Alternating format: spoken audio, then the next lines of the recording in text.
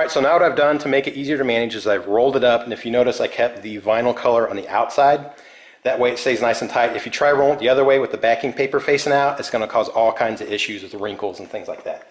All right, so then you want to lift it up here, and that's why we created that tape hinge, and then you want to pick at it a little bit, okay? Now I've kind of pre-done it so it's a little easier for the video, but I like to peel up about 3 or 4 inches, all right? And then you can take a pair of scissors, or if you're good with your X-Acto knife, you can take it and you want to cut a couple inches this paper away. So let me do it real quick.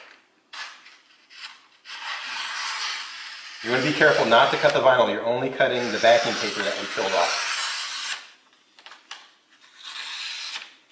Okay. So you peel that away.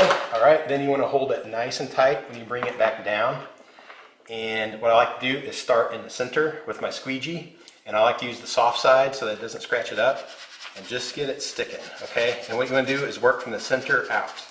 So just get that top edge laying down nice. And work from the center, both sides. All right, once it's going, then you can start working it a little more. And it kind of looks wrinkly, but it should straighten out. If you do get a wrinkle, what you can do is just hold nice and tight and just kind of pop it back and keep it going. So you just want to keep working it. And then don't quite go down to the edge where we cut the paper. Keep it just a little above that. And then what you can do is just roll it back up and then just peel some more of this away, but you don't have to cut it this time, okay? Just leave a few more inches, make sure it doesn't, flip back up, and then you just do the same thing. Just keep working, just work from the center. I wouldn't go down more than about 1 inch or 2 at a time, and just work from the centers out. And it might take a little practice, so your best option is probably to start with the side that doesn't show, like maybe it's hidden by cabinets or something like that, and just get it going.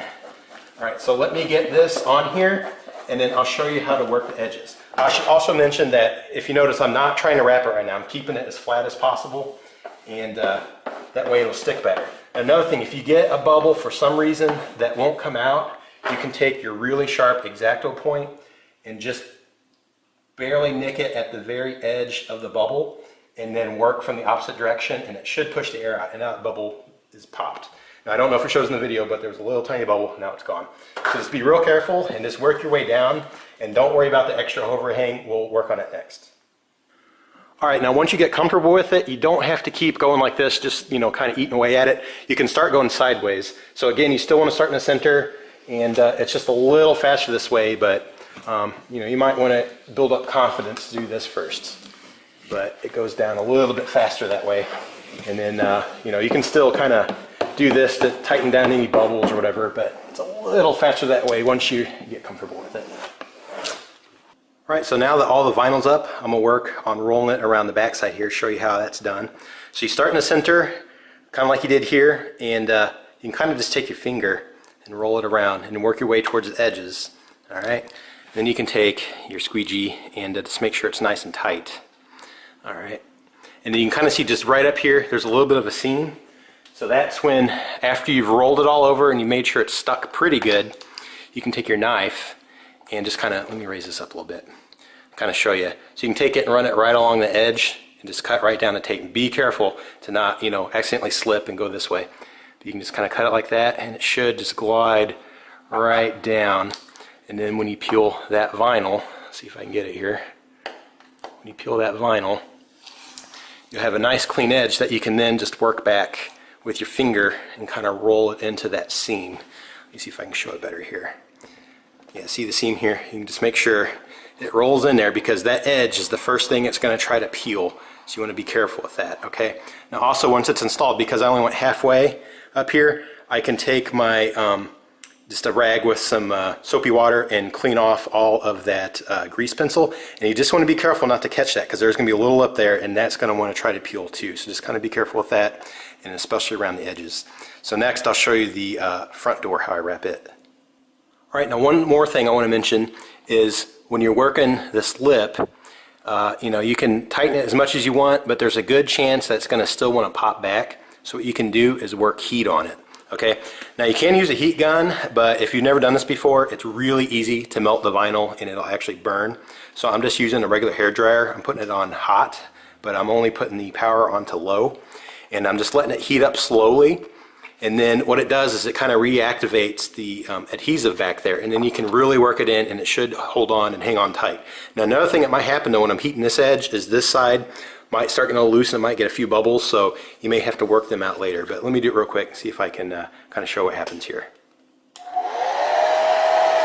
So you have a loose spot right there. It's still kind of wanting to peel away a little bit, so I'm going to get it heated up. And when it gets hot enough, you'll actually see it start to move on its own because it gets so flexible. And then you should be able to just jam that in there and it'll hold nice and tight. And if it don't pop back out, then you know it's a real nice tight seal. Okay, so now that the side's done, it's time to do the door. Okay, now on a lot of fridges, the door is flat just like the side, so it's no big deal. Plus they're just straight across here, so you can do the same thing, just do the hinge method and work your way down. But I have a couple of problems with mine. Okay, first of all, because it has that inset little grip to pull it open instead of a handle, it only has about a 2-inch wide spot on top at the highest point. So I can't really tape up there on a hinge because it's going to be all loose right here.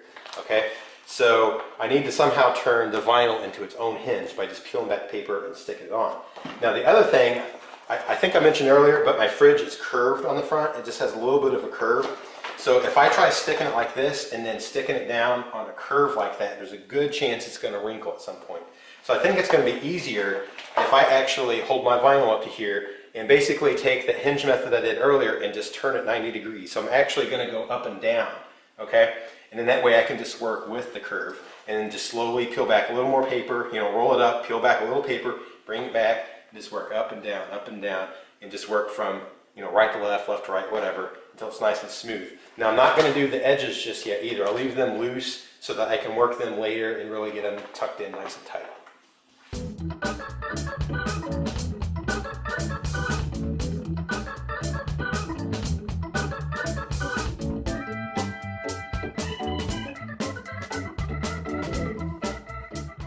Alright, so now that I got it started, I can just start doing the same method. Just pull back some of the paper, hold it nice and tight, and then just start working from the center to the outside. So, there's a bubble, I'll work it out.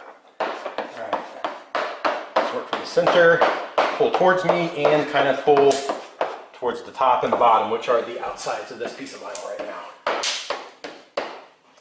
Alright, so this front proved to be way better to be a two-man job, so I had my wife help me here. Alright, now that I'm rolling the side here, I want to continue rolling it around, and basically right here is like the seal for the door.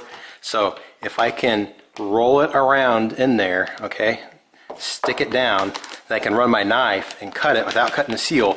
Then when that seal flops back down, it'll cover it and keep it from peeling back. So that's how I'm going to take care of this part of the door. Alright, now that I have it real nice and tight underneath the seal, I just took my knife and I cut right along that seam across the whole front, alright, so that I didn't have any extra hanging over. Then I took the hairdryer and I heated it up real nice, and I took my fingernail and just pressed it in really nice and tight so that it didn't start to peel back out. So that looks pretty good. Also, I want to mention here on the bottom, I kind of did the same thing, except I had about 1 inch hanging down.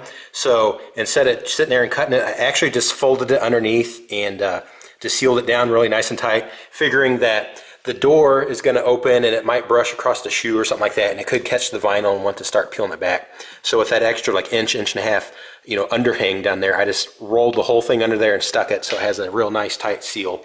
I did that to the sides as well. So now I'll show you the whole thing when it's all finished. Alright, and check it out. There it is all finished. Turned out really awesome. Actually has a really nice gloss to it, and I'd say it was definitely a lot cleaner and probably a little easier than if you were going to paint one. And the only problem with the vinyl is that you're probably a little bit limited on colors compared to paint. But the cool thing is that you can change it out if you ever get tired. And I'd say this looks exactly like one of the Big Chills we found. It had the white top and then this light blue bottom. I'd say the only thing that would probably set it off even more is if it had like a cool chrome handle or brushed aluminum or something like that. But it still looks pretty awesome as is. So there you go. It's how you wrap a fridge and make it look pretty awesome.